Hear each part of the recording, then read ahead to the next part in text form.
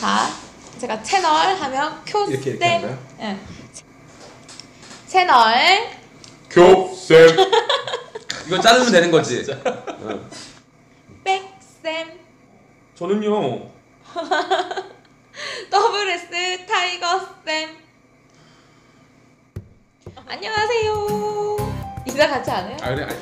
안녕하세요. 안녕하세요. 오늘은 2019년도 수능에서 가장 핫했던 문제 34번 문제를 들고 왔습니다. 근데 그 문제가 굉장히 어려웠을 거예요. 한글 해석으로 물론 문제를 풀어도 좀 어려웠을 텐데, 그래서 제가 현직 국어 강사이신 요즘 핫하신 라이징 스타이십니다. 백쌤과 그리고 경력 수능 영어 경력 17년 살아있는 화석이십니다. WS 타이거쌤을 모셔보았습니다. 함께 이야기 나눠보도록 할게요. 이번 수능 영어에서 34번 지문을 이렇게 한글로 바꿔보았습니다. 이거를 국어쌤에게 풀어달라고 요청을 해볼게요. 쌤. 제가요? 네. 이거를 한번 풀어주시겠어요? 알겠습니다. 네. 국어적으로 봤을 때 이건 잘못된 문장 아닌가요? 사실? 나도 이거 한번 한글로도 읽어보고 했는데 지문이 원래는 국어적으로 봤으면 문장 두 개로 쪼갰어도 되는 문장인데 전문적인 선생님이 봤을 때도 네네. 이 한글 번역이 뭔가 좀 개연성도 없고 네, 뭔가 좀, 이렇게 매끄럽지 못하다. 네, 좀 복잡하게 쓰여 있네요.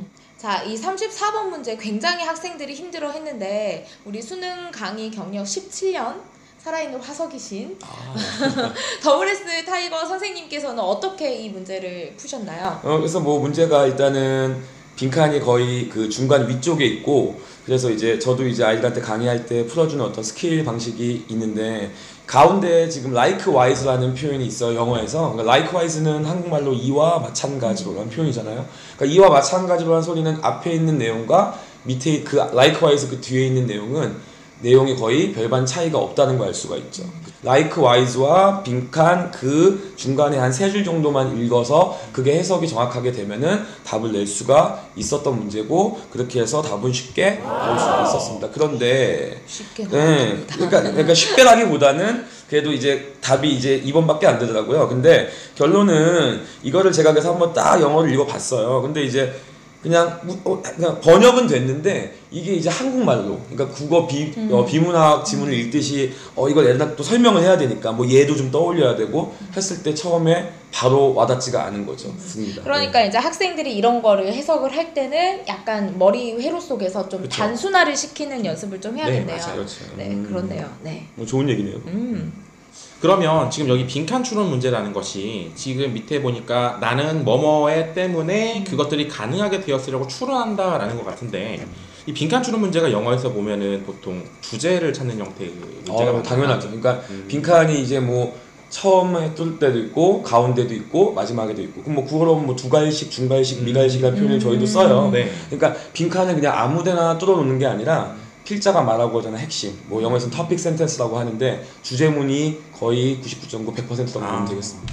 주제를 찾는 것이 국어에서도 결국 비문학 파트에서 결국 반복되는 어떤 단어들이라든지, 즉 핵심어를 찾는 것에 이제 목표를 두게 되거든요. 근데 결국 그게 반복이고 아니면 다른 문장이라든지 다른 단어들을 조금씩 바꿔나가는 형태의 문제들이에요. 그러면 제가 생각하기에는 이렇게 복잡한 형태의 문제 같은 경우에 빠르게 스캔을 해서 반복적인 단어가 있는지 없는지 이것부터 좀 체크하는 게 좋을 것 같아요. 맞아요. 되게 좋은 지적이신 것 같아요. 사실 수능이라는 것 자체가 사고력을 키우는, 그렇죠. 네.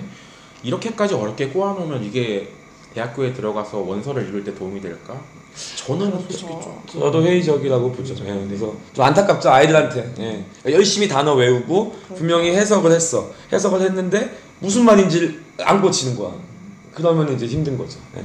그럼에도 불구하고 우리는 그곳에서 1등급, 2등급 등수를 가려야 하기 때문에 어쩔 수 없이 그렇게 어렵게 나오는 것 같아요. 그러면 우리가 할 수 있는 일은 뭘까요? 수험생으로서 우리는 어떤 일을 해야 할까요? 쿠데타를 일으켜야 되나요? 제가 볼 때는 그래요. 일단 영어를 잘하기 위해서는 일단은 뭐 단어 너무나 기본적인 거고 단어 수고 열심히 반복해서 누적 암기하셔야 되고 국어 공부도 되게 소홀히 하시면 안 될 것 같아요. 그래서 영어 지문이 거의 대부분 비문학 지문이기 때문에 그냥 비문학 지문 공부하듯이 좀 열심히 좀 이렇게 사고력을 키우셔서 추론하는 능력을 키웠으면 좋겠습니다. 사실 저도 영어 지문을 이제 이렇게 처음 봤는데 보니까 굉장히 문장이 복잡하고 이래요. 근데 결국에는 비문학 지문이라는 것에서는 공통점이 있잖아요. 사실 하나의 주제가 있고 하나의 주제를 이야기하기 위해서 다른 여러 가지 말들로 변용해서 이제 얘기를 하고 있는 건데 결국 주제를 잡는 거라면은 아까 얘기를 했듯이 비슷한 말이라든지 아니면 동어 반복 같은 반복적인 요소를 빨리 찾아내는 요소들이라든지 이런 것들 이제 기본적인 국어 비문학 스킬이거든요. 그래서 국어적인 어떤 능력을 키우는 것도 영어하고 굉장히 큰 연관성이 있다고 생각을 합니다. 결국에는 국어 공부를 하는 것이 영어 공부에도 도움이 되고 또 영어에서 점수를 많이 얻으려면 단순하게 번역만 해서는 안 되고 국어적인 해석을 해야 된다는 이야기니까 국어랑 영어는 친하게 지내야겠네요. 그렇죠. 그렇죠. 그렇죠. 저도 뗄래야 뗄 수 없는 관계죠. 네. 그렇네요. 수험생 여러분들 정말 화이팅 하시고 또 내년에 또 우리 수험생 되는 친구들 많죠. 네. 선생님들 도움도 많이 받으시고 그리고 혹시 모르는 거 있으면 댓글에 또 남겨주시고 아니면 만들어줬으면 하는 영상 있으면 또 남겨주시면 저희가 열심히 한번 만들어 보도록 하겠습니다. 오늘은 이만할게요. 안녕. 구독, 수고하셨습니다. 좋아요,